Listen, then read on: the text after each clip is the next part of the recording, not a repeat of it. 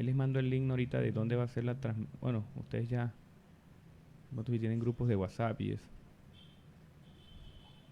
Ok, ok. Creo que ya vamos en vivo, hermanos. Estamos esperando unos 2 minutitos mientras los demás se conectan, mientras les facilitamos el link a algunos amigos y nos vamos conectando con todos. Les mando el link ahorita. Me gustaría saber, chicos, a los que se van conectando poquito a poquito, si nos pueden colaborar para saber si se escucha bien, si no hay ningún problema, si no hay ninguna interferencia. Se los agradezco de verdad poder compartir este enlace también para que pueda ser de bendición esta charla con nuestro hermano José Carlos. Y de paso lo presento. José, yo sí te había dicho primeramente una conferencia y tienes todo el espacio, pero ahorita, hoy mirando tu espacio y charlando un poco con los chicos, nos gustaría si nos puede dar una pequeña introducción y hacerte un par de preguntitas. Y es que me llama mucho la atención porque yo es el primer ministerio en cuanto a la teología paulina que conozco. Pero a mí esta pregunta se me vino a la cabeza hoy. ¿Cuándo o cómo José Carlos se interesó por la teología paulina? Bueno, primero que todo, gracias hermanos por esta invitación tan gentil que me hacen el día de hoy. Yo me siento muy honrado que me hayan tomado en cuenta para hablar de estos temas tan importantes que tienen que ver con los judaizantes. Y así que para mí es un honor conocerlos. Bueno, para contestar tu pregunta, te voy a decir que hace más o menos unos 7 años estaba en un ulpan, que es una clase de hebreo, Ok. con una judía practicante. Ellos se llaman judíos observantes, por supuesto que no son judíos que creen en Jesús. Y entonces ella me hizo una pregunta y me dijo que si yo servía y adoraba al Dios de Israel. Yo le contesté que por supuesto, y ella me contestó que por qué si yo adoraba al Dios de Israel, por qué no estaba circuncidado. Entonces, cuando ella me hizo esa pregunta, pues ahí yo le traté de contestar y le dije algunas razones, pero cuando yo salí de ese ulpan, yo inmediatamente sentí que mi respuesta no fue la mejor. Entonces, inmediatamente cuando yo iba manejando hacia mi casa, iba meditando en que definitivamente tenía que estudiar mejor. Entonces me hice la Claro. pregunta, ¿qué parte de la escritura es la más conveniente para poder explicarle a un judío por qué un gentil que cree en Jesús no se tiene que circuncidar? Y llegué en el camino a la conclusión de que no había duda que tenía que ser la carta a los romanos, la Claro. epístola a los romanos, la que tenía que estudiar. Entonces, hace 7 años comencé a estudiar muchísimo la carta a los romanos y los escritos de Pablo, precisamente por esta inquietud que me generó esta pregunta que me hizo esta judía.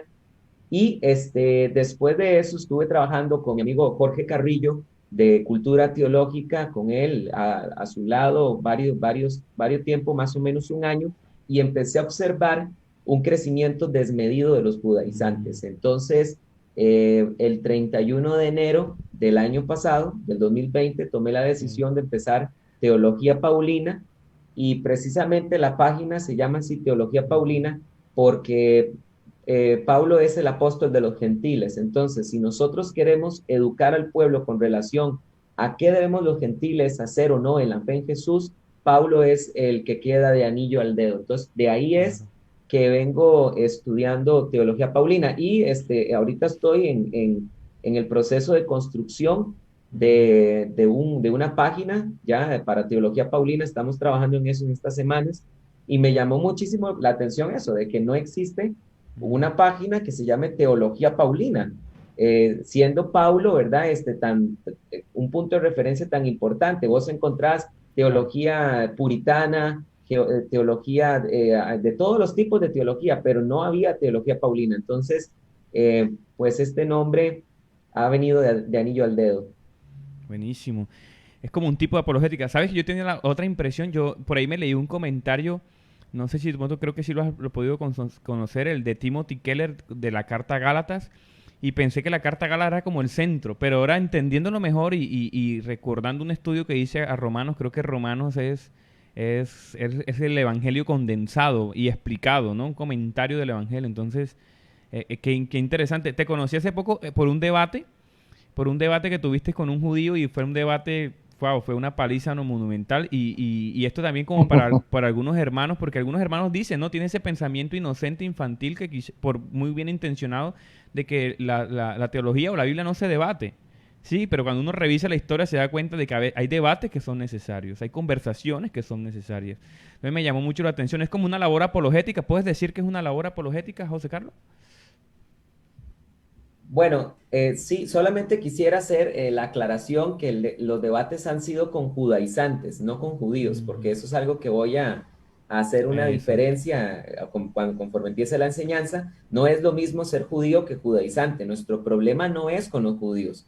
Todo lo contrario, más bien la página, el Qué bueno. primer objetivo de la página es evangelizar primeramente al judío y también al gentil. Esto lo dice claramente Romanos capítulo 1, versículo 16 y 17. La salvación es primeramente al judío y también al gentil. Entonces, con los judíos nosotros no tenemos ningún problema, todo lo contrario, más bien, ahora en diciembre estuve con una judía en la página enseñando sobre la fiesta de Hanukkah y ella Buenísimo. hablándonos de qué creen ellos de Hanukkah y yo di mi posición de cuál es la posición del cristianismo con respecto a esta fiesta. Nuestro problema no es con los judíos, es totalmente con los judaizantes.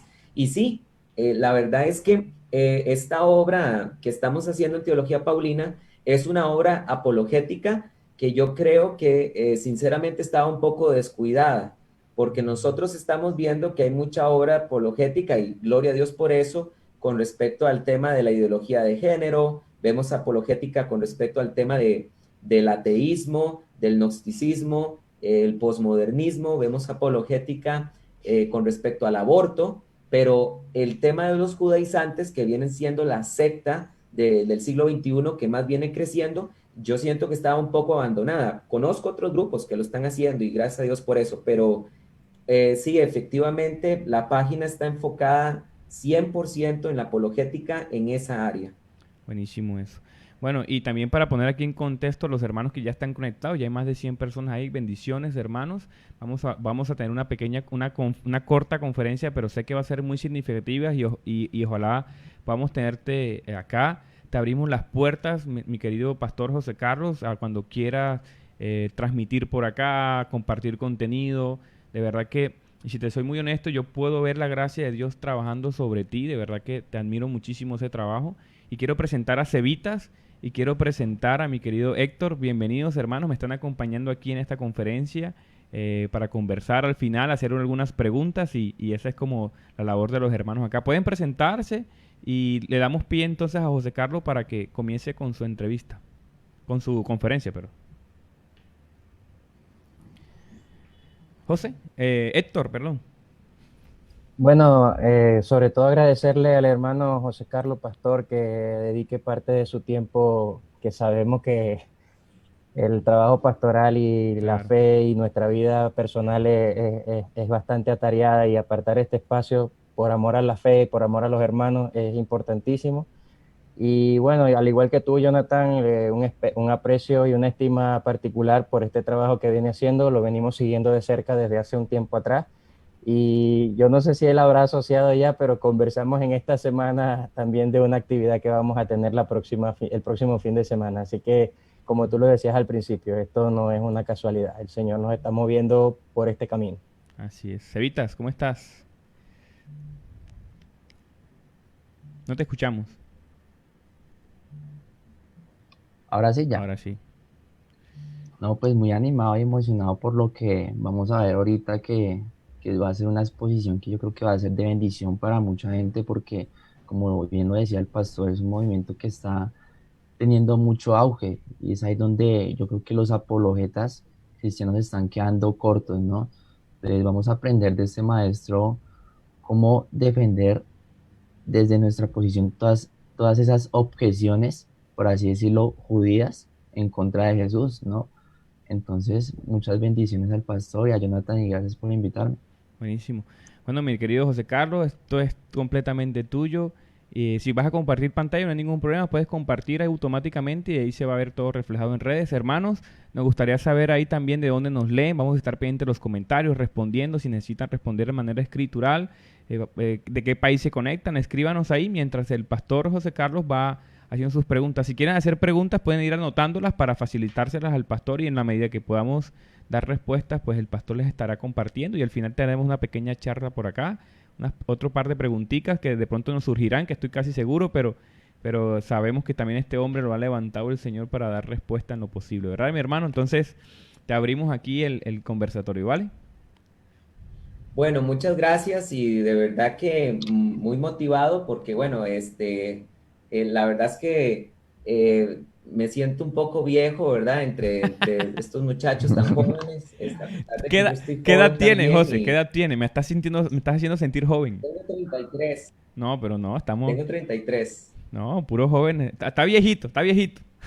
Bueno, aquí el más viejo soy yo, así que tengan paz. Tengan Y paz. aquí el más niño. Ah, de veras, de Sí, veras. sí, sí. Bueno, yo los veo muy jóvenes, así que me alegra saber que hay gente joven que está trabajando en la apologética y sobre todo en esta apologética tan importante Así es. que es, como lo decía bien Sebastián, que tiene que ver con el tema de los judaizantes.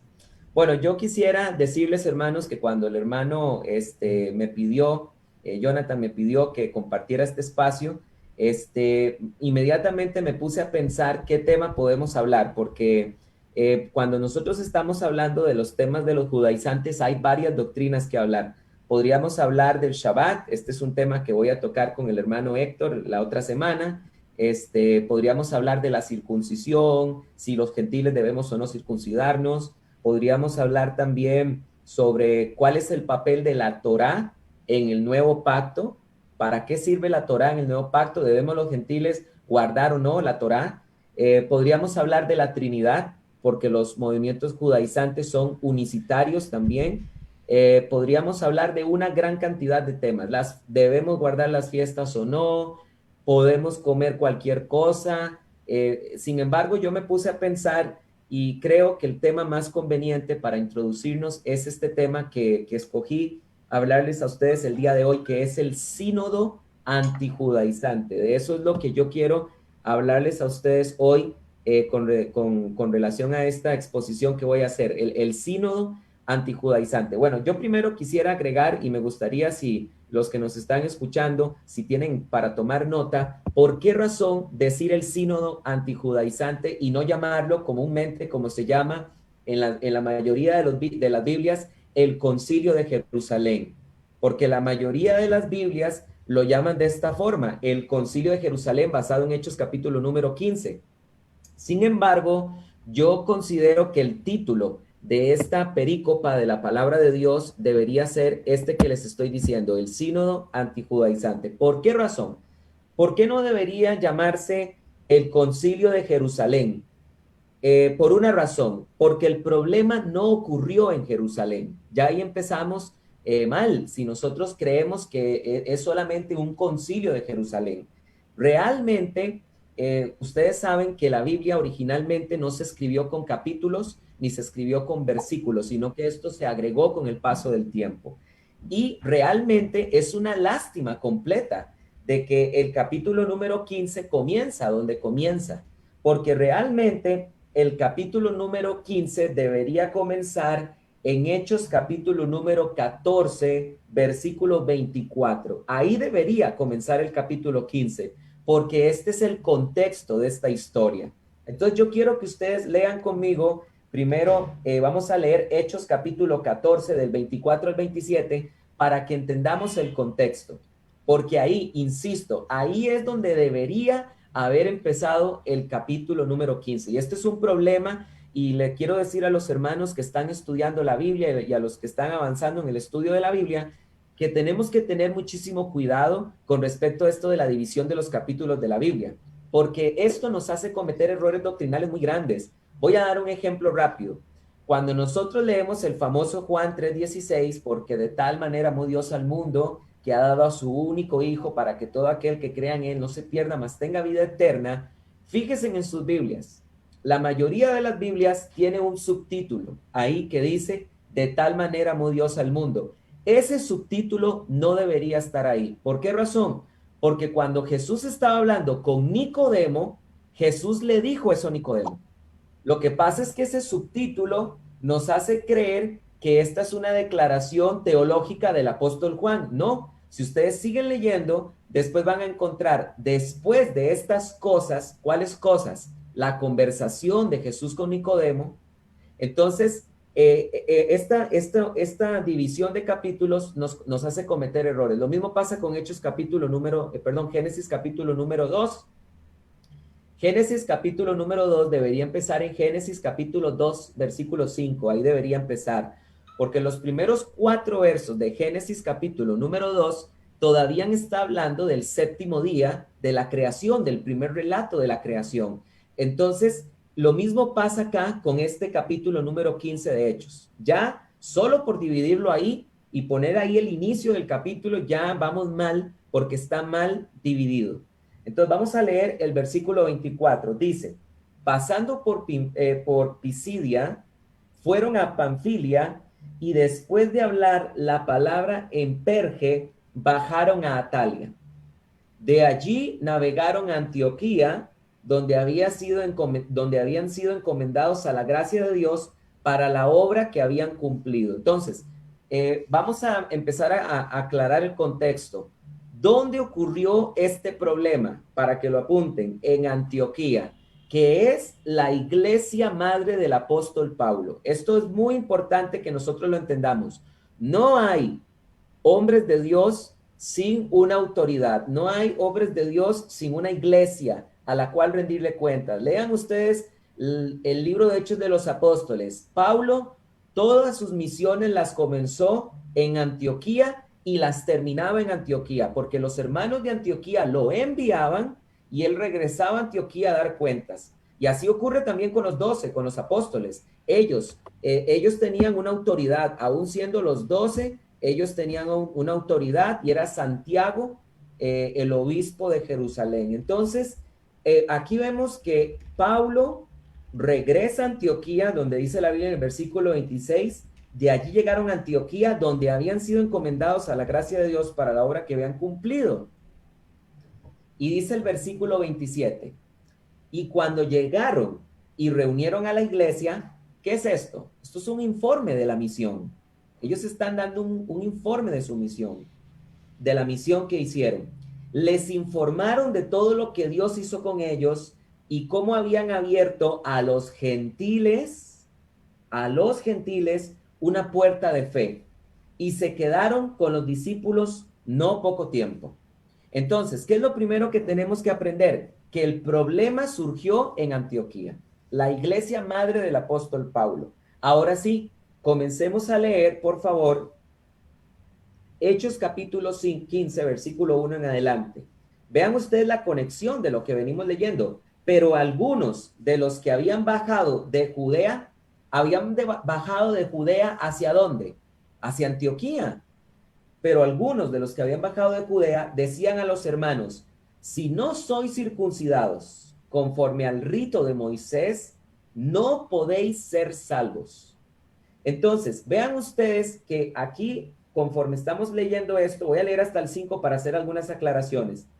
Y cuando surgió una discordia y una controversia no pequeña de parte de Pablo y Bernabé contra ellos, dispusieron que subieran a Jerusalén Pablo y Bernabé y algunos otros de ellos, a los apóstoles y a los ancianos, para hablar acerca de esta cuestión. Ellos entonces, encaminados por la iglesia, pasaron por Fenicia y Samaria, relatando detalladamente la conversión de los gentiles y causaban gran gozo a todos los hermanos. Al llegar a Jerusalén, fueron recibidos por la iglesia, los apóstoles y los ancianos, e informaron de todo lo que Dios había hecho con ellos. Versículo número 5. Y este versículo hay que marcarlo con lápiz, si tienes ese hábito. Pero algunos de los que habían creído de la secta de los fariseos se levantaron diciendo, es necesario circuncidarlos y mandar que guarden la ley de Moisés. Y los apóstoles y los ancianos se reunieron para considerar este asunto. Ok, aquí lo primero que vamos a hacer es definir quién es un judaizante. Y lo primero que vamos a definir es lo siguiente. Lo primero que tenemos que aprender de los judaizantes. Los judaizantes en el siglo I no eran un solo grupo, no estaban unificados. Porque si ustedes ponen atención en el capítulo 15, versículo 1, se nos está hablando de unos judaizantes que fueron a Antioquía, y en Antioquía, donde estaba Pablo y Bernabé, dijeron que para la salvación era necesario circuncidarse. ¿Ok? Aquí tenemos el primer grupo de judaizantes, los que enseñaban que para la salvación era necesario circuncidarse. Ahora, en segundo lugar, si ustedes ven el versículo 5, ahora nos está hablando de otro grupo de judaizantes, porque dice el versículo 5. Bueno, recuérdense que ellos llegaron a Jerusalén, versículo 4. Ven, es otro contexto. El primer encontronazo de Pablo y Bernabé ocurrió en Antioquía, y ahora en Jerusalén, versículo 5, se levantaron algunos que eran de la secta de los fariseos y dijeron: es necesario circuncidarlos y mandar que guarden la ley de Moisés. Entonces, ¿qué estamos aprendiendo, queridos hermanos? Lo que estamos aprendiendo es específicamente que los judaizantes que nos muestra Hechos capítulo 14 y Hechos capítulo 5 son dos judaizantes. ¿Cuáles son? Los de Antioquía, que enseñaban que para salvarse, para temas salvíficos, era necesario circuncidarse, y estaban otros judaizantes que eran los que estaban en Jerusalén, específicamente de la secta de los fariseos, y que enseñaban que los gentiles estaban obligados a circuncidarse y a guardar la ley, pero nótese que nunca dijeron nada con relación a la salvación. Lo vemos. No mencionaron nada con respecto a la salvación. Los de Antioquía decían que para ser salvo había que circuncidarse. Los judaizantes de Jerusalén solamente sostenían que había que circuncidarse, que había que guardar la ley, pero nunca dijeron nada que esto fuera como un requisito para salvación. ¿Lo entendemos? Entonces, esto es lo primero que estamos aprendiendo. Los judaizantes en el siglo I no eran un grupo unificado, y los judaizantes del siglo XXI tampoco son una secta unificada. De judaizante en judaizante encontramos cuentos diferentes. Hay algunos que no tienen problema que usted diga Jesús, hay otros que dicen que si usted dice Jesús, está diciendo caballo, y que mejor diga Yeshua. Hay algunos que dicen que no diga Yeshua, porque ni siquiera es Yeshua, porque si no es Yahshua. O sea, hay cuentos de cuentos judaizantes. Cuentos de cuentos judaizantes. Esto es lo primero que encontramos en común. No eran uno en el siglo XXI, no son uno no eran uno en el siglo I. Pero, ¿quiénes son los judaizantes de Antioquía y de Jerusalén? ¿Quiénes son? Muy sencillo. Son personas judías que quieren obligar a los gentiles a que guarden la ley, a que se circunciden, y hay otros, aparte de ellos, que quieren insinuar que esto es necesario para salvación.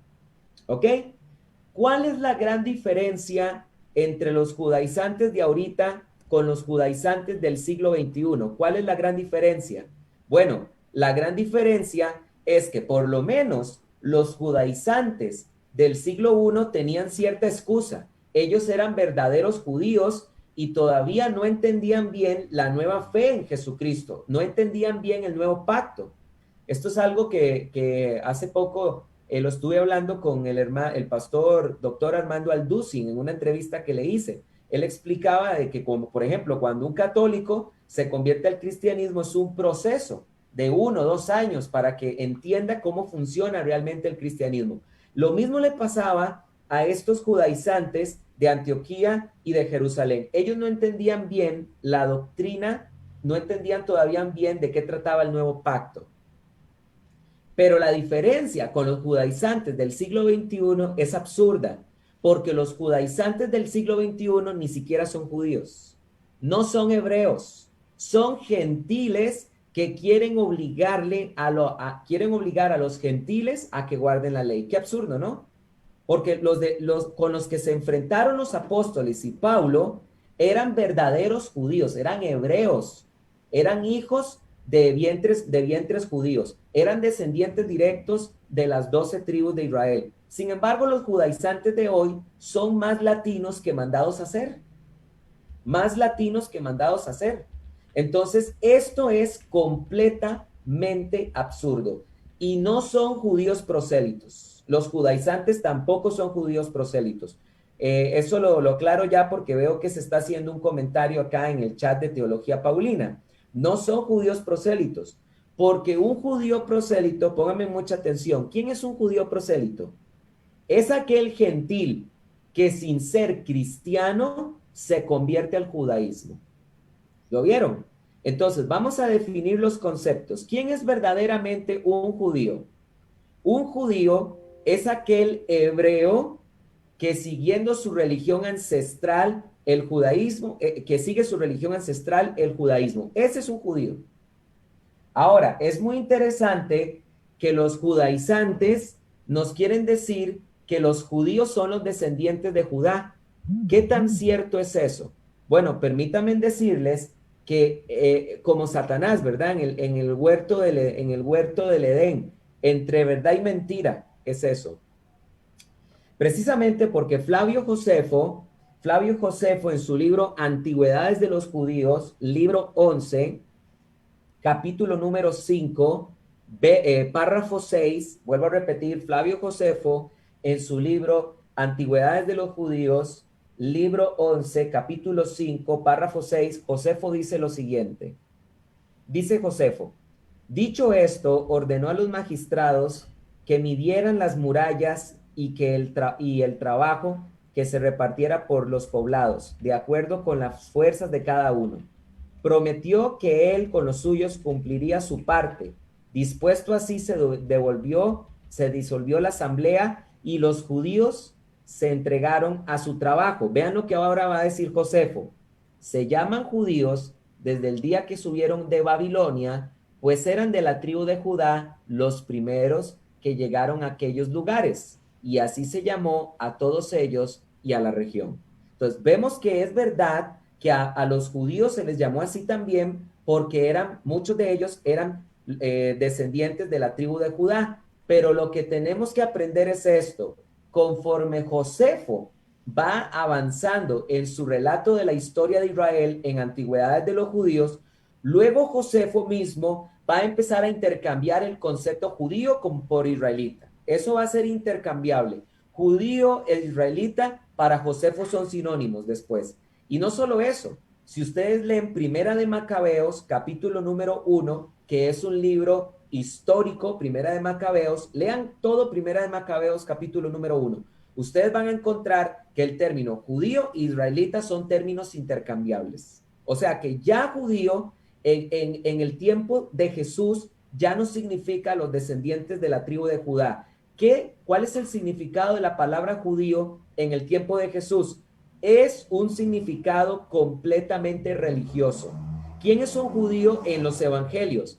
Cualquier israelita, cualquier miembro de las 12 tribus de Israel que practique el judaísmo. ¿Qué evidencias tenemos acerca de esto? Vamos rápidamente, por favor, al Evangelio de Juan, capítulo número 2. Juan, capítulo número 2. Juan, capítulo número 2. Bien, dice así.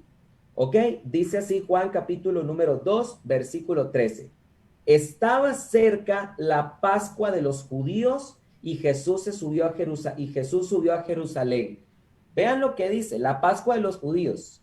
¿De quién era la Pascua? ¿Solamente de la tribu de Judá? No, la Pascua era de todos los hijos de Israel, de las 12 tribus. Entonces vean ustedes que Pablo dice, estaba cerca la Pascua de los judíos, con un significado religioso. Ahora vean lo que dice Primera de Tesalonicenses, capítulo número 2. Vamos a Primera de Tesalonicenses, capítulo número 2. antes de leer este pasaje, yo quisiera aclarar de que cuando Jesús estaba en la tierra y él estaba en Jerusalén, tenemos que recordar que nosotros tenemos que recordar que en el tiempo de Jesús no solo habían en Jerusalén descendientes de la tribu de Judá, también habían descendientes de otras tribus. Eso lo dicen los evangelios. Por supuesto, si ustedes leen el evangelio de Lucas, habla de Ana, profetisa de la tribu de Aser. ¿Ok? Entonces, en el tiempo de Jesús, Jerusalén no solo está ocupada por descendientes de la tribu de Judá, está también ocupada por descendientes de las otras tribus. Y esto basta con leer Primera de Crónicas y Segunda de Crónicas, Primera y Segunda de Reyes, porque cuando se dividió el reino, cuando Roboán se quedó solo con la tribu de Judá y de Benjamín, si nosotros leemos Primera y Segunda de Crónicas, vamos a encontrar que muchos israelitas devotos de las otras tribus y levitas devotos se pasaron junto con el reino del sur. Entonces, cuando Israel regresó del exilio babilónico, no solo regresaron judíos de Judá, sino que regresaron judíos de las 12 tribus. Y vean lo que dice Primera de Tesalonicenses 12:15. Primera de Tesalonicenses 12:15. Dice Pablo, los cuales no solo mataron al Señor Jesús y a los profetas, sino que los expulsaron y no agradan a Dios y son hostiles a los hombres. Pero voy a leer el versículo 14. Vean lo que dice. Porque vosotros, hermanos, llegasteis a ser imitadores de las iglesias de Dios en Cristo Jesús que están en Judea. Pues también vosotros padecisteis las mismas cosas a manos de vuestros propios compatriotas, como también ellos de los judíos, los cuales no solo mataron al Señor Jesús y a los profetas, sino que nos expulsaron y no agradan a Dios y son hostiles a todos los hombres. ¿Qué dijo Pablo? Pablo dijo que los judíos mataron al Señor Jesús y a los profetas. Pregunta, ¿solo la tribu de Judá participó de la muerte de Jesús? No. ¿Quiénes fueron los que negociaron la muerte del Señor? Los sacerdotes, ¿verdad? ¿Y los sacerdotes de qué tribu son? De la tribu de Leví. ¿Ok? Entonces, es insostenible decir, históricamente hablando, que un judío en el contexto del Nuevo Testamento es un descendiente de la tribu de Judá. No es verdad. Un judío en el tiempo de Jesús es todo aquel que practica el judaísmo. Ahora, para rematar, para darle un bolazo a esto y cerrar este tema rápidamente, vean lo que dice Pablo en Romanos capítulo número 2. Cualquier persona que ha estudiado el libro de Romanos, la epístola a los Romanos, sabe que Pablo en Romanos capítulo 1 le está hablando a los gentiles. Así dice Romanos capítulo 1, versículo 5 en adelante. Por medio del cual recibimos la gracia y el apostolado para obediencia de la fe entre todos los gentiles. Y después dice el verso 7, a todos los que estáis en Roma. Pablo en Romanos capítulo 1 le está hablando a los gentiles. Pero ¿a quién le está hablando Pablo en Romanos capítulo 2? A los judíos. Tanto así que el capítulo 2, versículo 17 dice esto. Pero si tú eres llamado judío y te apoyas en la ley y te jactas en Dios y conoces la voluntad y apruebas las cosas esenciales al ser instruido por la ley y te has convencido de que eres guía de ciegos, luz de los que están en tiniebla, instructor de necios, maestro de niños, y teniendo en la ley la formulación del conocimiento de la verdad, vean que Pablo le está hablando a los judíos. Pablo en Romanos capítulo 2 está por definir quién es verdaderamente un judío. Y Pablo dice lo siguiente, dice así Pablo, porque la circuncisión, estoy leyendo Romanos 2:25, porque la circuncisión ciertamente aprovechará si practicas la ley, pero si eres transgresor de la ley, tu circuncisión ha llegado a ser incircuncisión. Por tanto, si el incircunciso, es decir, el gentil, guarda las ordenanzas de la ley, ¿no será tomada en cuenta su incircuncisión como circuncisión? y si la incircuncisión, que es por naturaleza, cumple la ley, te juzgará a ti, que a pesar de la letra y de la circuncisión, eres transgresor de la ley. Y vean lo que dice Pablo en el versículo 28. Pues no es judío el que lo es en el exterior, sino ni es incircuncisión la que aparece en el exterior de la carne. Cuando Pablo está definiendo quién es verdaderamente un judío, ¿qué dijo Pablo? Porque el verdadero judío es el de la tribu de Judá. No, Pablo no dijo eso. Pablo dijo que el verdadero judío es el que lo es en el corazón. Entonces, Pablo está hablando que los verdaderos judíos que han circuncidado el prepucio de su corazón, por supuesto que van a reconocer al Mesías. Eso es lo que Pablo le está diciendo a los judíos. Pero vean ustedes que Pablo también enseñó que el judío tiene una connotación religiosa, no regional. ¿Lo vemos? Entonces, ¿el judío quién es? Aquel hebreo que practica su religión ancestral, el judaísmo. ¿Quién es un judío prosélito? Un gentil que sin haber sido cristiano se convirtió al judaísmo.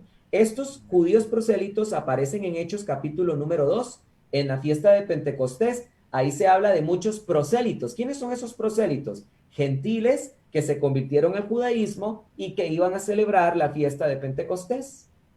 ¿Quién es un verdadero judío mesiánico? ¿Quién es un verdadero judío mesiánico? Pablo. Pablo es un verdadero judío mesiánico. Pedro es un verdadero judío mesiánico. Son hebreos que practicando el judaísmo han creído en Jesús como el Mesías de la nación de Israel. Ese es un verdadero judío mesiánico. ¿Quién es un cristiano gentil? Pues nosotros cuatro que estamos acá en esta enseñanza de hoy, somos gentiles que hemos creído en el Mesías. ¿Quién es un judaizante? Es todo aquel falso cristiano que intenta hacer que los gentiles se comporten como judíos. Esos son los judaizantes. Y estos eran los judaizantes con los que Pablo estaba combatiendo en Antioquía y con los que Pablo estaba combatiendo en Jerusalén. Ahora, para ir terminando esta enseñanza, volvamos un momento, por favor, a Hechos capítulo número 15, porque ahora quiero resaltar algo de la enseñanza. ¿Por qué el título de esta enseñanza se debería llamar, por qué debería comenzar en Hechos capítulo 14, versículo 24? ¿Por qué debería decir el título el sínodo antijudaizante? ¿Por qué no el concilio? Bueno, ya quedó claro por qué no de Jerusalén, porque el problema no fue solo de Jerusalén. Pero ¿por qué no concilio? ¿Por qué no concilio? Porque si ustedes estudian la etimología de concilio, la palabra concilio está relacionada con reuniones políticas que hacían los romanos. Eso era un concilio.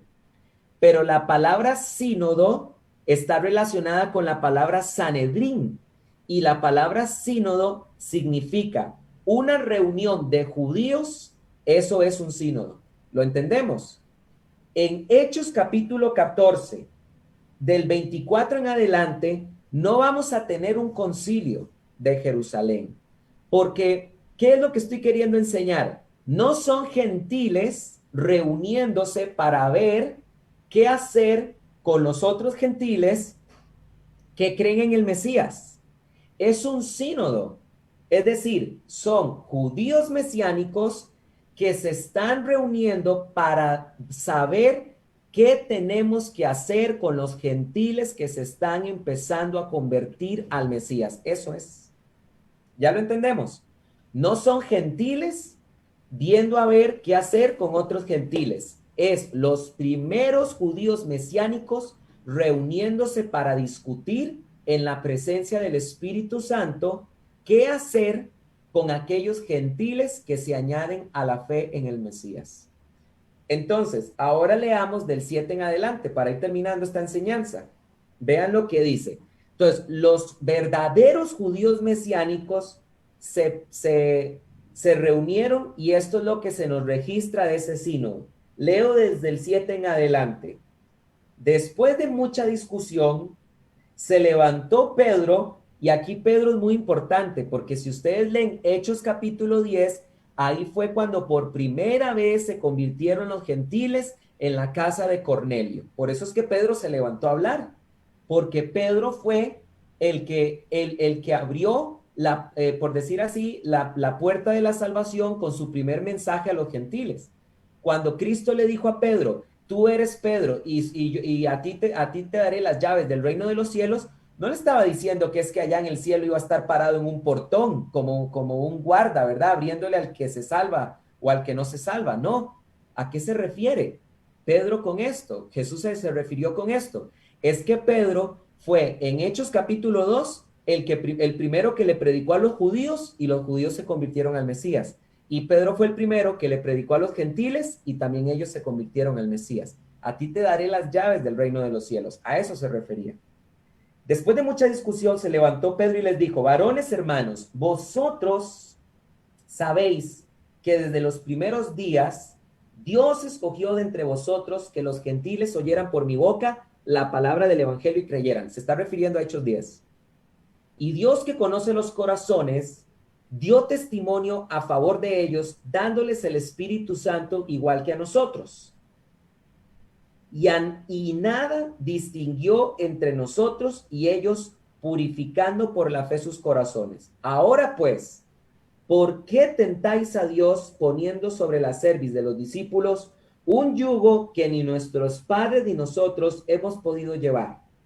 Antes bien, mediante la gracia del Señor Jesús, creemos ser salvos de igual modo que ellos. Hay que poner mucha atención a lo que Pedro dijo en el versículo 10 y en el versículo 11, porque con esto que Pedro acaba de decir, se acaba de apiar a los a los judaizantes de Antioquía y se acaba de apiar a los judaizantes fariseos de Jerusalén. ¿Por qué?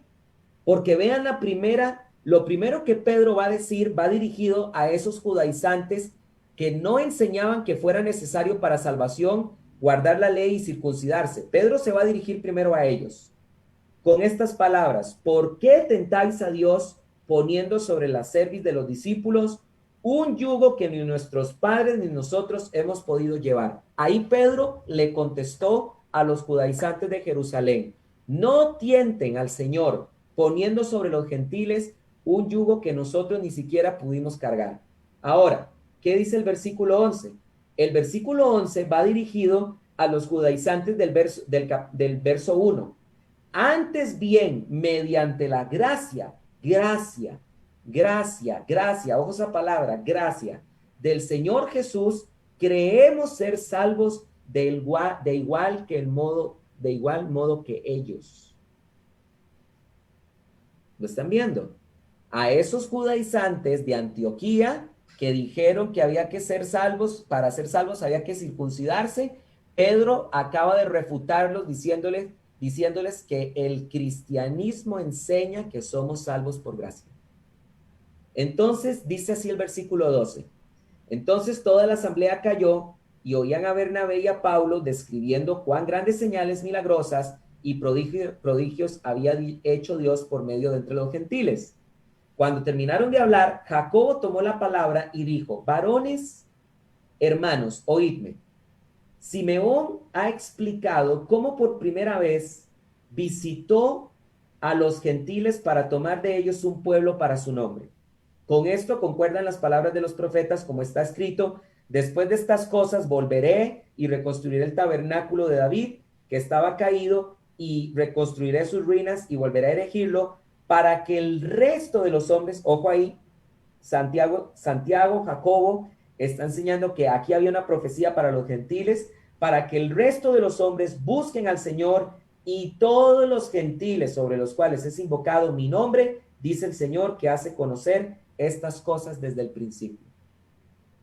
Santiago, el obispo de Jerusalén, estuvo de acuerdo con Pedro, estuvo de acuerdo con Pablo y Bernabé, y dijo que efectivamente la Tanaj, el Antiguo Testamento, profetizaba que se iba a levantar el tabernáculo caído de David, es decir, el linaje de los reyes de David, porque Jesús es el rey que se levanta, y que cuando se levantara ese rey, los gentiles iban a invocar el nombre del Señor. Ahora vean lo que dice en el versículo 19, Jacobo: por lo cual yo juzgo que no se añadan dificultades a los gentiles que se convierten a Dios, sino escribirles que se abstengan de las contaminaciones de los ídolos, de la fornicación y de lo estrangulado y de la sangre, porque Moisés desde generaciones antiguas tiene en cada ciudad sus predicadores, puesto que él es leído en las sinagogas cada sábado. ¿Qué es lo que está diciendo Santiago? Santiago concuerda que no se deben añadir dificultades a los gentiles y que lo único que conviene pedirle a los gentiles es 4 cosas: que se abstengan de lo contaminado a los ídolos, que se abstengan de la fornicación, de lo estrangulado y de la sangre. ¿Por qué de lo estrangulado? Porque un animal estrangulado, cuando se come un animal estrangulado, se está comiendo con su sangre. Por eso es que Santiago dice que los gentiles harán bien en guardar estas cosas. ¿Por qué Santiago pidió esto? ¿Por qué Santiago pidió esto? Muy sencillo. El versículo 21 lo deja claro. Porque Moisés, desde el pasado, en cada ciudad tiene una sinagoga donde en cada sábado hay judíos que enseñan. Entonces, Jacobo está recomendándole a los gentiles que para que haya un buen trato entre ellos y los judíos, es conveniente que ellos guarden estas 4 cosas. Ahora, aquí con esto yo voy a ir ya concluyendo. Miren, ya es un año, más de un año, de estar tratando con judaizantes. Y los judaizantes repiten todos como loros. El versículo 21 le intentan dar un giro. ¿Saben ustedes qué es lo que dicen los judaizantes del versículo 21? Los judaizantes intentan decir que Jacobo dijo que los gentiles tenían que empezar por estas 4 cosas: cuidarse de los ídolos, de la fornicación y de lo estrangulado y de la sangre, y que después los gentiles irían todos los sábados a las sinagogas a aprender Torá para aprender a guardar las otras cosas. Les hago una pregunta. ¿Eso dice el versículo? No, no dice eso. Pero todos los judaizantes con los que nosotros tratamos, todos como loras repiten esto. El versículo 21 dice que los gentiles después van a tener que ir los sábados a aprender a guardar Torá. ¿Eso dice el versículo? No, no dice eso. Y lo voy a leer 3 veces para que les dé vergüenza a los judaizantes que están escuchando estas enseñanzas y que las intentan trolear. Porque vean lo que dice el versículo. Porque Moisés, desde generaciones antiguas, tiene en cada ciudad sus predicadores, puesto que es leído en las sinagogas cada sábado. Leo otra vez. Porque Moisés, desde generaciones antiguas, tiene en cada ciudad sus predicadores, puesto que es leído en las sinagogas cada sábado. Y leo una última vez más. Porque Moisés, desde generaciones antiguas, tiene en cada ciudad sus predicadores, puesto que es leído en las sinagogas cada sábado. Señores judaizantes, el versículo no dice lo que ustedes quieren que diga. El versículo dice lo que dice y punto. Eso es todo. Ahora, este versículo que se puede considerar de significado oscuro, ¿qué fue lo que quiso decir Jacobo cuando dijo esto de que Moisés es predicado desde la antigüedad y tiene sus predicadores desde cada sinagoga? Yo ahorita le di un significado. El significado que yo di fue que al haber judíos en cada ciudad, era bueno que los gentiles guardaran estas cosas para que hubiera un trato armonioso entre judíos y gentiles. Pero voy a aplicar el mismo principio para mí mismo. ¿Dice el versículo lo que yo dije? Tampoco. Tampoco lo dice. Lo que yo acabo de interpretar tampoco lo dice el verso.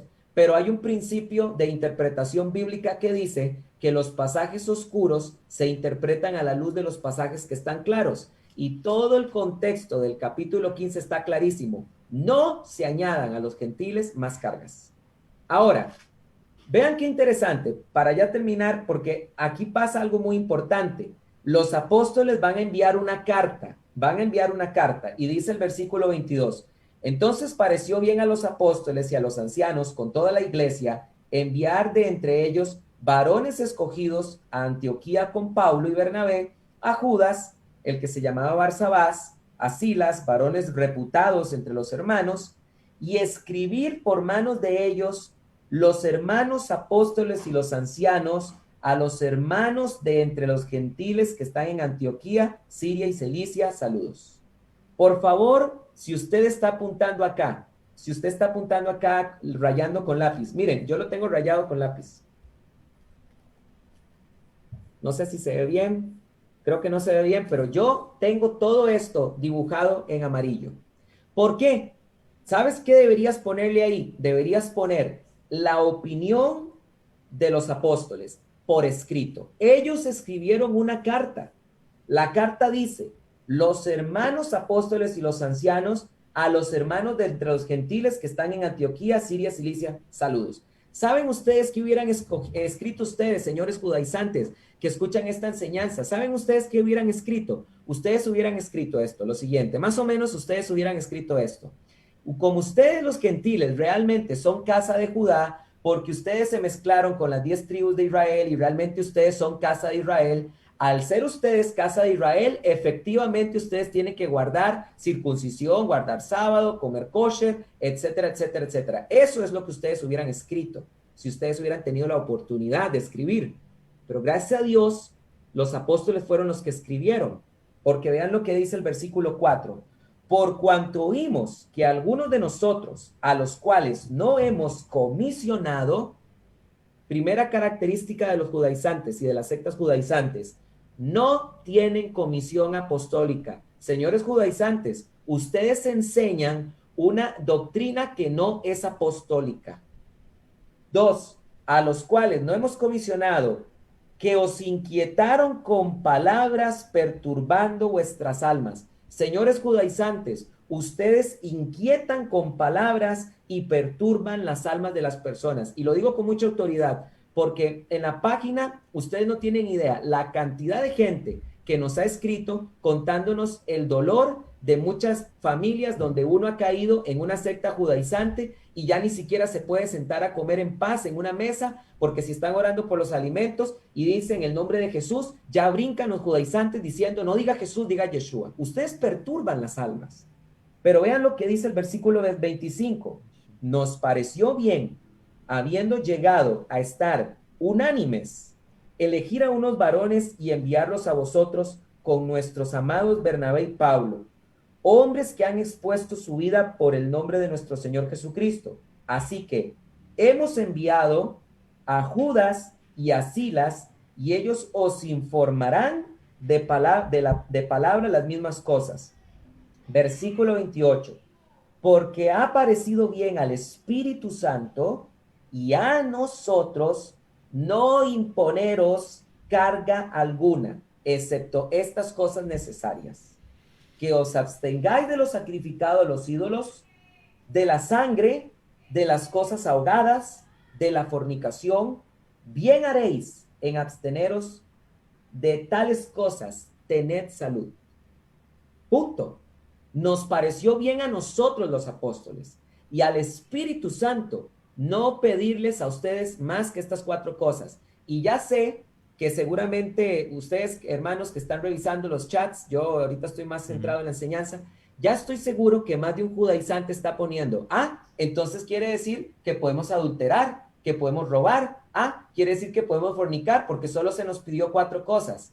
A ver, vamos a aclarar algo. La ignorancia de la doctrina de Pablo, si tú escribiste esas cosas ofenden por completo. Porque si tú leyeras Romanos capítulo 2, ¿quién te dice que el código moral de Dios depende de la ley de Moisés? Cuando Adán y Eva comieron del fruto del árbol de la ciencia y el conocimiento del bien y el mal, ¿qué dice Génesis capítulo número 1? He aquí el hombre es conocedor del bien y del mal. Eso se llama la ley de la conciencia. Romanos capítulo 2. Por supuesto que nosotros no vamos a fornicar, ni a robar, ni a blasfemar, ni estas cosas, porque tenemos una ley, señoras y señores, que se llama la ley de la conciencia. Así que, para concluir, esta es la opinión de los apóstoles. Esta es la opinión de los apóstoles. Estas son las 4 cosas que se nos encomendaron. He escuchado muchos judaizantes diciendo que la Biblia dice, Jesús dijo, si me amáis, guardarás mis mandamientos. Amén, amén, amén. Nosotros guardamos los mandamientos de Dios, pero no tenemos por qué guardar los mandamientos que no son para nosotros, como el Shabbat, por ejemplo. Éxodo 31:16. Los hijos de Israel guardarán el Shabbat como un pacto perpetuo entre Dios y ellos, punto. Ese no es un pacto de nosotros, ni es un mandamiento para nosotros, por eso no lo guardamos. Pero lo que sí es un mandato de Dios, inspirado por el Espíritu Santo, es que de estas 4 cosas no se le puede exigir nada más a los gentiles. Este es un mandato del Espíritu Santo. Así que te devuelvo el argumento, querido judaizante que me escuchas, y te digo, si me amáis, guardaréis mis mandamientos. Y este es un mandato apostólico. No impongan a los gentiles más cosas, ni se les inquiete más. Queridos hermanos, he terminado mi exposición. Muchísimas gracias, querido pastor. Bueno, a mí me encanta porque cuando te escucho hablar, hablas con autoridad, como tú dices, y yo creo que cuando un cristiano y de verdad tiene convicción en su corazón, debería hablar de esa manera. No sé, mis queridos compañeritos, ¿cómo están? ¿Están despiertos? No se vayan a dormir, que aquí está el maestro tirando. María, hombre. Yo digo que una cosa de las que yo también siento en mi corazón, cuando un cristiano tiene convencimiento de lo que el Señor le ha revelado, cuando el Señor se le ha revelado, debe hablar así, convencido de lo que cree. Y bueno, tengo muchas preguntas, también hay un par de preguntas en el chat, y no sé, me gustaría empezar por alguna pregunta y les voy dejando también a ustedes espacio, ¿vale? También a las personas que están en vivo, pueden dejar ahí ponen el hashtag pregunta o en mayúscula pregunta para identificar que sea una pregunta por los comentarios, por favor. Y empiezo por esta. Dice Daniel Guevara, que estuvo muy pendiente. Saludos, hermano. Dice, ¿que un cristiano guarde el Shabbat se puede considerar como judaizante? Porque el Shabbat es uno de los 10 mandamientos y dicen que no prohibió guardarlo los creyentes. Ya le había respondido, pero como para hacer énfasis ahí, José Carlos. Con mucho gusto, hermano. Mira, yo te voy a decir una cosa. Pablo enseñó que el que quiere guardar un día lo hace para Dios, y el que quiere guardar toda la semana lo hace para Dios. El que no quiere comer algo lo hace para Dios, y el que ora con acción de gracias y come de todo lo hace para Dios. Entonces, si tú quieres guardar Shabbat para Dios, perfecto.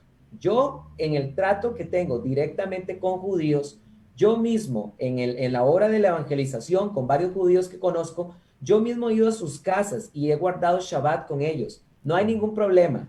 Lo que está mal es enseñar que los gentiles hacen mal en no guardar el Shabbat. A ver, vamos a dejar en algo claro. No hay un solo registro en el Nuevo Testamento de los cristianos gentiles guardando Shabbat. Así que no hay registros históricos y no hay un solo pasaje donde el apóstol de los gentiles le diga a los gentiles que deben guardar Shabbat. Entonces, no lo impongan. El Shabbat, por supuesto que es un pacto eterno. Por eso es que aparece Pablo celebrando Shabbat en Hechos de los Apóstoles. Pero Pablo es un judío mesiánico. Leo rápidamente Éxodo 31:16. Los hijos de Israel guardarán pues el Shabbat a fin de celebrar el Shabbat por sus generaciones por pacto perpetuo. Es una señal, aquí la palabra señal es la palabra hebrea ot, que significa algo que distingue entre dos. Es una señal entre yo, Yahvé, y los hijos de Israel para siempre, porque en 6 días hizo Yahvé los cielos y la tierra, mas en el 7º día cesó y reposó. Por supuesto, cuando leemos en Hechos de los Apóstoles, vemos a Pablo guardando Shabbat. Amén, amén y amén. Pero es que él es judío mesiánico. Pero lo que sí no vas a encontrar es un solo registro de un cristiano gentil guardando Shabbat. Así que, si tú quieres guardar Shabbat, excelente. Y lo haces para Dios y gloria a Dios por eso. Pero no obligues a los gentiles a guardar Shabbat porque no es nuestro deber. Buenísimo eso. Algo muy parecido a los diezmos, ¿no? O enseñarlo, obligarlo así con esa premura, así, ¿verdad? Me parece. Bueno, aquí... Totalmente. El diezmo no está obligado en el Nuevo Testamento. Claro. Si tú quieres diezmar, Bien, pero si tú no diezmas, Dios no te va a maldecir porque el diezmo era una cuestión de la cultura agrícola con Israel. Claro, Entonces, los cristianos gentiles no estamos obligados a diezmar. claro, claro. Más que todo de corazón, ¿no? Te hago otra pregunta. Exacto. eh, mm, ¿Por qué crees que, sobre todo en este tema, en esta posmodernidad, se está incrementando esta tendencia judaizante? Bueno, esa es una excelente pregunta. La Biblia dice en Eclesiastés que no hay nada nuevo debajo del sol. Todo lo que una vez fue es lo que ahora es. Mira, no hay duda que de las 13 cartas que Pablo escribió, por lo menos en 10 de ellas, Pablo está combatiendo a los judaizantes. Los judaizantes eran la secta de dolores de cabeza del apóstol Pablo. Hace unas semanas entrevisté al doctor Samuel Milos y él dijo algo muy interesante. Cada vez que Pablo abría una iglesia y se iba de esa iglesia, inmediatamente venían entrando los judaizantes a echar a perder el evangelio de la gracia. ¿Por qué razón los judaizantes tienen tanto poder ahorita? Te voy a explicar esto, hermano. Mira qué interesante. Del siglo II, sobre todo del siglo III para arriba, ¿cuál va a ser el problema de la iglesia? El problema de la iglesia va a ser la mezcla entre la política, lo romano, con la fe. Ese fue el problema que dañó históricamente a la iglesia durante muchísimos años. Pero en el siglo I, ¿cuál fue la secta que dañó muchísimo al cristianismo? Los judaizantes. ¿Por qué? Porque ahorita tenemos algo en común con ellos. Es más, ¿por qué los judaizantes perdieron fuerza después del siglo I? Muy sencillo, porque los expulsaron de su tierra. En el año 70, los romanos expulsaron a los judíos de su tierra. Entonces, el judaísmo como institución y todo su sistema del templo se debilitó de tal manera que los judaizantes perdieron su poder. Pero en 1948 Israel, se funda el Estado de Israel. Entonces esto viene a dar un resurgimiento a los movimientos sionistas y un resurgimiento a los judaizantes. Y es algo interesante, porque nosotros somos una generación que tiene algo en común con la iglesia del siglo XXI. Y es que como iglesia estamos cohabitando con el Estado de Israel, con la nación de Israel. Y por eso es que los judaizantes han tomado tantísimo poder en este tiempo. Ah, ok, buenísimo ese dato, ¿no? Otra preguntita. Bueno, no sé si ustedes chicos tengan preguntas. ¿Tienen preguntas ustedes para darle un poquito de prioridad aquí?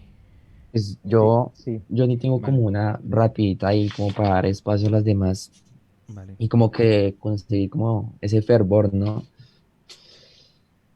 A mí me surge la pregunta de por qué en el Antiguo Testamento, específicamente en Éxodo 2, hablando de la fiesta de la Pascua, se habla de la Pascua del Señor, ¿sí? De Jehová. Y ya en el Nuevo Testamento se habla de la Pascua de los judíos. Entonces, históricamente hablando, ¿cómo tú nos puedes dar luz de cómo se contrasta ese cambio? Porque pues siendo los apóstoles judíos mismos, se refiere a la fiesta de la Pascua de ellos, ¿sí? La Pascua de los judíos, pero antiguamente era la Pascua de Jehová. Amén. Claro, totalmente de acuerdo. Lo que pasa es que tú tienes que entender que estas fiestas no son solamente, no son unidireccionales, son bidireccionales. Es decir, son fiestas que tienen que ver entre Dios y su pueblo. Por eso es que se puede decir que es la Pascua de Dios, porque Dios fue el que el 14 de Nisan envió al destructor y lo sacó con poder de Egipto, y también es de los judíos porque ellos son los que están siendo liberados y ellos son los que fueron salvos del destructor. Entonces, por esta razón es que se le puede llamar la Pascua de los judíos y la Pascua de del Señor. Ahora, ¿pueden los cristianos guardar Pascua? No hay, a ver, guardar Pascua, celebrar la Pascua, no hay ningún problema. Nosotros, en la congregación que pastoreo en Río de Dios en Costa Rica, ahora este 14 de Nisan, vamos a estar reunidos recordando que ese fue el día en que el Señor murió. Por supuesto que para el cristianismo la fiesta de la Pascua tiene un gran significado, pero esto no significa que estamos guardando la Pascua judía. No estamos sacando 8 días antes toda la levadura, ¿verdad? Y pretendiendo de que tenemos que quemar todo el cordero si sobra algo para el día siguiente. No, esa no es la intención. Nos reunimos en Pascua para recordar que Jesús es nuestra verdadera Pascua. Buenísimo. ¿Alguna otra pregunta, chicos? Ahí ustedes. Bueno, se nos fue el hermano Héctor, esperemos que regrese. Hay una pregunta que dice Mauri Trejo. Y bueno, yo creo que es más judaizante, pero creo que sí va en cuanto al tema que estamos hablando. Dice Mauri Trejo. Algunos dicen que todas las afirmaciones de Jesús había que tomarlas únicamente en el contexto judío, incluyendo a él cuando dijo yo soy en varias ocasiones. Sería un semitismo y se refería a sus enseñanzas y no a él mismo. ¿Cómo ves esta afirmación, José Carlos? Ya va un poquito Ok, por... muy importante. Vean, hay que entender que nosotros tenemos que reconocer en la Biblia contextos y dispensaciones o épocas. Voy a decirte el problema de no reconocer una época. Hasta los judaizantes reconocerían esto. Mira, mira qué interesante. Es como que yo agarre Génesis, capítulo número 1, versículo 28, y amparado en este pasaje que dice lo siguiente: y Elohim los bendijo y les dijo, fructificad y multiplicaos, llenad la tierra y sojuzgadla, dominad sobre los peces del mar y las aves de los cielos, sobre todo ser vivo que se mueve sobre la tierra. Y dijo Elohim, he aquí os he dado toda hierba que produce semilla, que está sobre la faz de toda la tierra, y todo árbol en el que hay fruto que produce semilla, os será de alimento. Eso es como que yo me agarre de este pasaje que enseña que cuando Dios creó a Adán y Eva en el paraíso, Dios les dio una dieta vegetariana. Es como que yo me agarre de este pasaje y quiera defender la dieta vegetariana. ¿Por qué eso es insostenible? Porque el pasaje debe interpretarse en su contexto. Esto fue en el tiempo de la ignorancia y cuando no había, en el tiempo de la inocencia y cuando no había pecado en Adán y Eva. Una vez entrado el pecado, comienza una nueva época y ya no se puede sostener la dieta vegetariana. Entonces, ¿qué es lo que estoy queriendo decir con esto? Por supuesto que hay que reconocer los contextos, porque Jesús le enseñó a Israel, no le enseñó a los gentiles. Y esto es algo que nosotros tenemos que entender. Mateo, Marcos, Lucas, Juan y Hechos, capítulo número 1, son parte del Nuevo Testamento, por supuesto, pero pertenecen al antiguo pacto. Y hay que interpretar las cosas de acuerdo a su contexto. ¿Por qué no se puede juzgar a los apóstoles cuando echaron suertes para escoger al apóstol Matías? Porque es hasta Hechos capítulo 2 donde comienza el nuevo pacto, cuando recibieron el Espíritu Santo. Y era una costumbre típica del antiguo pacto echar suertes para conocer la voluntad de Dios. Entonces, lo que hicieron los apóstoles en Hechos capítulo número 1 tenía sentido en ese momento, pero esa es una práctica que ya no se puede hacer en el nuevo pacto, porque el nuevo pacto empieza a partir de Hechos capítulo número 2. Entonces, todo lo que dijo Jesús, ¿cuál debe ser nuestra posición con todo lo que dijo Jesús? Bueno, lo que dijo Pablo en Romanos capítulo 15, versículo 4. Todo lo que se dijo a los antiguos es para nuestra edificación, para nuestra esperanza y para nuestra consolación. Es para eso, por supuesto que es útil, pero cada texto en su contexto. ¿Quién es el que le habla a los gentiles? Pablo, no Jesús. Jesús no le habló a los gentiles y eso hay que reconocerlo. Está buenísimo eso. Hola Héctor, volviste. No sé si tienes alguna otra pregunta y yo creo que terminaré con una preguntita más para ya desocupar aquí el pastor. Sí, yo tengo una pregunta acá rápida, ¿no? Cuando comentaba el pastor José Carlos sobre el uso de la palabra concilio en lugar de sínodo, si eso considera que eso se debe a una traducción de la Biblia en particular que hayamos usado o viene históricamente desde los primeros manuscritos. ¿A qué se debe específicamente esto en el ámbito de la crítica textual, ¿no? Tomando en cuenta ese elemento. Bueno, lo que sí es importante decir es que ni la palabra concilio ni la palabra sínodo aparecen ahí en Hechos capítulo 14 del 26 en adelante, sino que yo cuando me refiero a la palabra sínodo, me refiero a nivel de lo que es la edición de la versión, es decir, todas las versiones de la Biblia introducen subtítulos. Mm. Lo que yo estaba queriendo decir con esto es que digamos, nosotros perdemos muchísimo cuando le ponemos ahí el Concilio de Jerusalén. Primero que todo, porque como lo dije, la palabra sínodo viene de Sanedrín y se refiere a reunión de judíos. No se puede poner concilio porque no son gentiles viendo qué hacer con los gentiles, son judíos viendo qué hacer con los nuevos gentiles que se incorporan a la fe. Y no se puede decir de Jerusalén porque ya expliqué que el problema no fue en Jerusalén. Entonces, yo considero que, por ejemplo, si trabajáramos en nuevas ediciones de la Biblia, ganaríamos mucho si ponemos a partir, si el capítulo 14, versículo 26, ahí debería comenzar el capítulo número 15. Eso es lo que quería decir a nivel de edición de la Biblia, no a nivel del texto original como tal. Buenísimo. Bueno, hay varias preguntitas, hermanos. Les pedimos disculpas, no podemos compartirlas todas, pero pronto aquí nuestro hermano Héctor va a estar en Teología Paulina y también ahorita vamos a compartir los espacios para que puedan seguir a José Carlos. De verdad que hace un trabajo maravilloso. Y estoy viendo ahí en los comentarios de José Carlos en su página que ahí se arman unos debates buenos, ¿no? José? Yo me imagino que te toca con razón habla así puntual porque está entrenado en el debate. Pero te hago una pregunta. La página está llena de troles. Sí, llena de troles. Eso estoy viendo que está la página súper activa. Pero bueno, yo te quiero compartir mi experiencia y por qué quizás te hice la invitación, hermano, porque inclusive estoy siguiendo tu página, ya acabo de activar las notificaciones. Yo vivo en una ciudad muy pequeña en Colombia, José. Pequeña. Valledupar, Colombia, una ciudad remota, 500.000, 600.000 habitantes. Y aquí hay una iglesia judaizante. Y el judaizante es un muchacho que salió de una iglesia donde yo nací, una iglesia carismática. Y luego del tiempo, el tipo con unas capacidades buenas, un muchacho bien, no sé por dónde habrá llegado ese tema del judaísmo. Y ya realmente tiene una iglesia y uno ve a muchos jóvenes confundidos. Ya inclusive, mira, yo trabajo en la universidad de acá y en un instituto aquí grande también y tengo mucho contacto con jóvenes. Entonces, ya cuando me llegan 2, 3 jóvenes a preguntarme sobre el tema de los judíos, yo les pregunté, ¿de dónde sacaron ustedes eso? Entonces está viendo que a pesar de que una ciudad pequeña, remota, en un país como Colombia, yo puedo percibir y digo, wow, o sea, si yo lo puedo percibir aquí, ¿cómo será en toda Latinoamérica? Entonces, te doy el contexto para hacerte esta pregunta.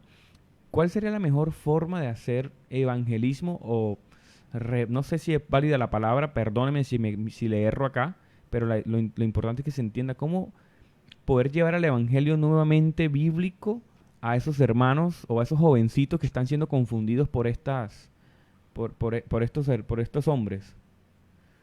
Claro, bueno, a ver, una de las misiones de Teología Paulina de la página es enseñar, el lema de Teología Paulina, la frase de impacto de Teología Paulina es esta: enseñando sanas raíces hebreas sin judaizar. Y esta es la solución, hermano. Las iglesias tienen que volver a enseñar la profundidad de la teología del Antiguo Testamento, lo que conocemos en teología como teología veterotestamentaria, teología del Antiguo Testamento.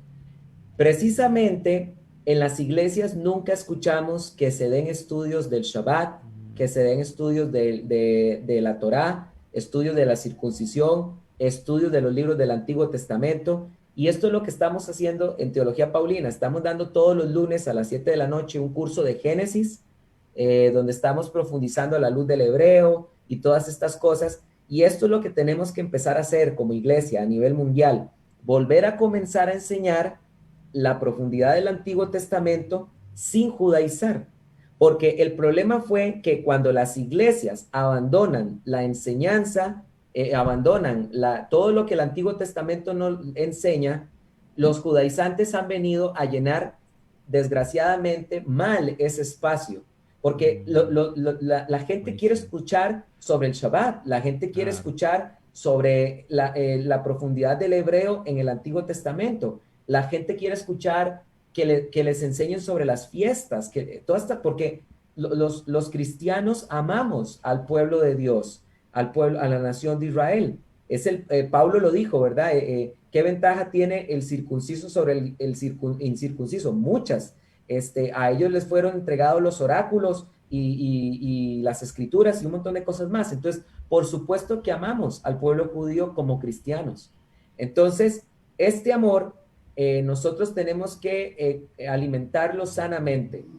Por ejemplo, cuando nosotros estudiamos Génesis capítulo 2, versículo del 1 al 4, y vimos que Dios en el séptimo día santificó el Shabbat.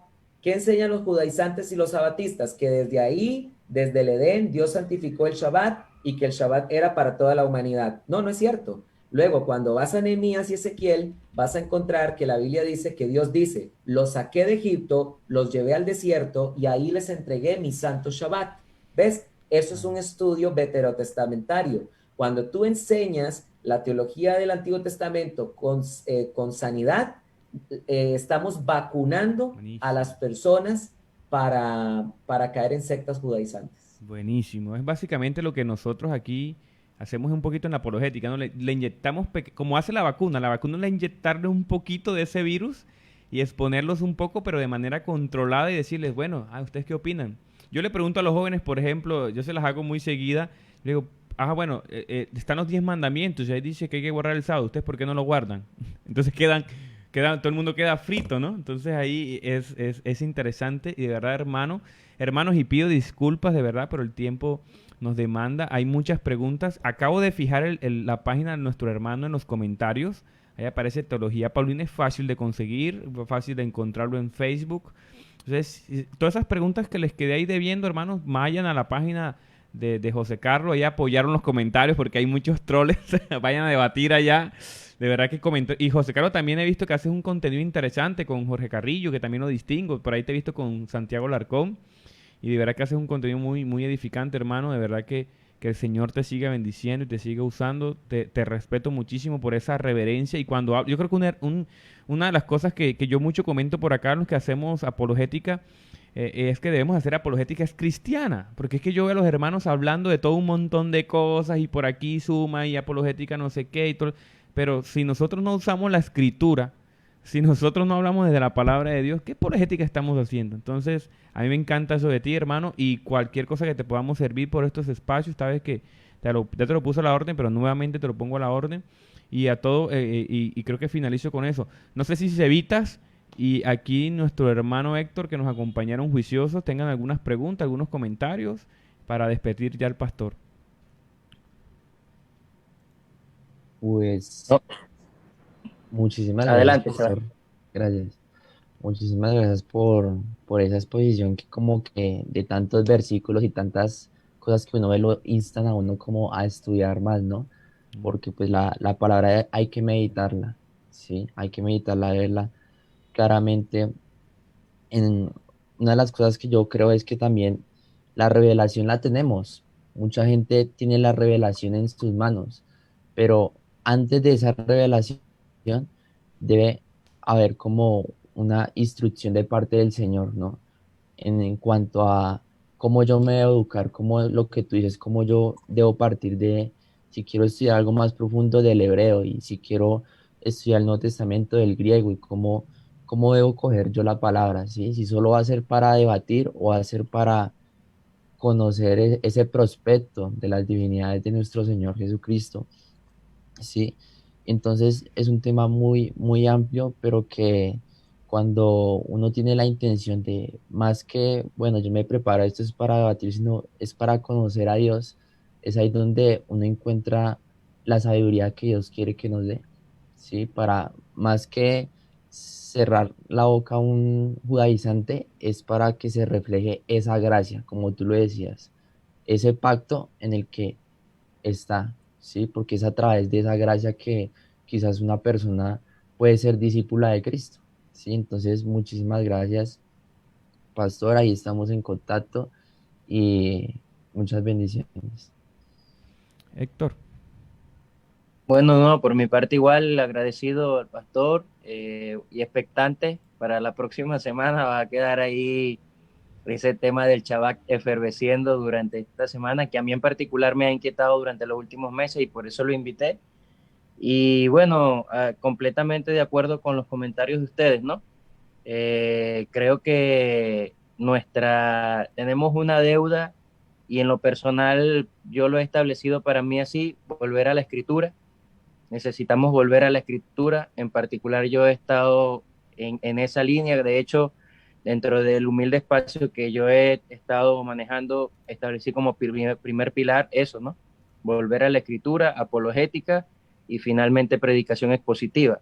Creo que estos tres elementos no están lejos de lo que necesita la iglesia en este tiempo y creo que cuando la palabra dice que el Señor venga y nos encuentre haciendo estas cosas, es haciendo lo correcto, Amén. refiriéndose a esto, ¿no? Entonces, gracias, hermano. Nosotros nos vemos la próxima semana y de verdad que ha sido una enorme bendición. Me quedan unas preguntas ahí, pero se las voy a guardar para aquel momento. José Carlos, bueno, palabras finales, hermano. Bueno, primero que todo, gracias, la he pasado muy bien. Estoy a la orden para cuando ustedes quieran volver a tener un programa, cuando ustedes lo Ojo, deseen. ojo con eso, que esas son palabras. Está quedando grabado. Está quedando grabado.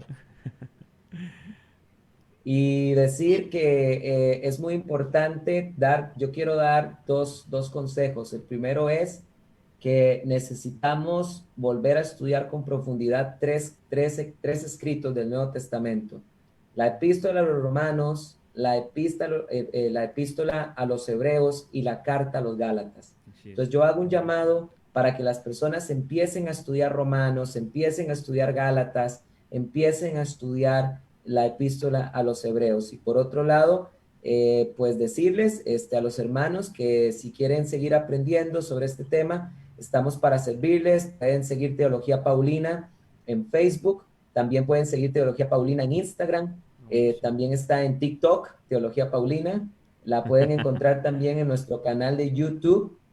Y decirles que estamos trabajando en hacer ya nuestra página web oficial, donde van a poder encontrar todos los escritos, todo lo que hemos escrito sobre el Shabbat, sobre la circuncisión, toda nuestra posición oficial con respecto a estos temas, y todas las conferencias que hemos dado las van a poder encontrar ahí pronto. Así que estén orando para que pronto este proyecto se concrete. Hermanos, muchas gracias. La pasé muy bien. Dios los bendiga y que tengan mucha paz. Muchísimas gracias, hermanito. Bendiciones a ti y a Amén. tu familia. Que estés bien. Hasta luego a todos, chicos, los que estuvieron conectados. Siempre estuvieron bastantes personas ahí haciendo el aguante y de verdad que muchas gracias por su tiempo y por acompañarnos. Bendiciones a todos. Chao, chao.